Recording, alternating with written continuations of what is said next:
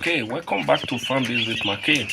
Now we are in day 5 since we stocked this Ross 308 chicks from Agrited Hatchery.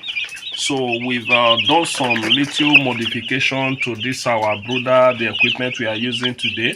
Now you see this type of feeder wasn't here before. We introduced this tube feeder. It's still for chicks, so we can't really use it for matured broilers. So we still use it for chicks. Now I normally put this feeder into the I normally introduce this feeder into the brooder by day 4, day 3, day 4, day 5, but I decided to introduce it by this day 5 today, and then remove some of the tray feeders. So hopefully before we runs out, that is before we hit day 7, I should be able to remove all the tray feeders. Maybe by then we should still have some of these flip top feeders left in this brooder, so that before we hit day 9 we should remove the flip top feeder. Now when it comes to replacing the feeder, it all depends on how fast your chicks are growing, because right from that day 1 they can't really eat from this this particular feeder. So it's not ideal to put it then, because what we are interested in is that maximum weight. By that day 7 we are hoping to get that at least 4.5 times the arrival weight, which is around 170 minimum, 170 grams.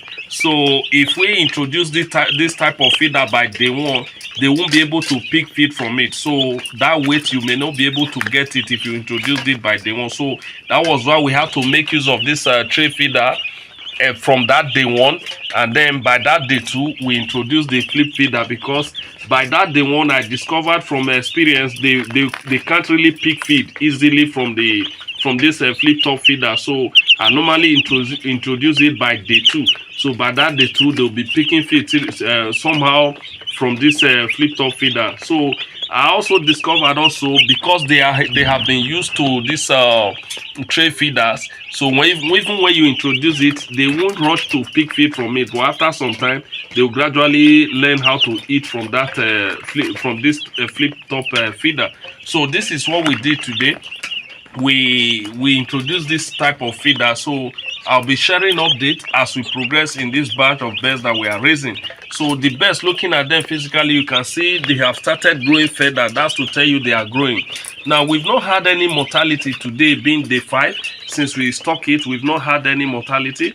Now they are very, very active. No one is showing any sign of let me say being weak or so they are all active, very, very active. So since around 11 a.m. around 11 a.m. I put off the gas brooder. I've not put it on, though the weather has been a bit cool. Now normally how do you know if you should really put on the gas brooder for them when you are trying to like stop heat for them? So when you observe, are they huddling together when you turn off the heat? If they are huddling together, you know the temperature is not okay for them, so you need to quickly turn back the heat on.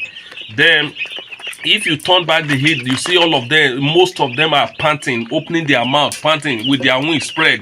You know the temperature is too much for them. So by that time you need to reduce the heat seriously. In fact, turn it off. Now if possible, if there are nylon tarpaulin that you use to cover the brooder, you may need to open some parts so that fresh air can go in and fresh air can as well exit the brooder. Now if you discover something here, I can't perceive any foul odor or ammonia buildup in this pen. This is because somehow I created some opening. Even at that day 1, I created some opening where fresh air can come into this brooder and then exit the brooder at the other end.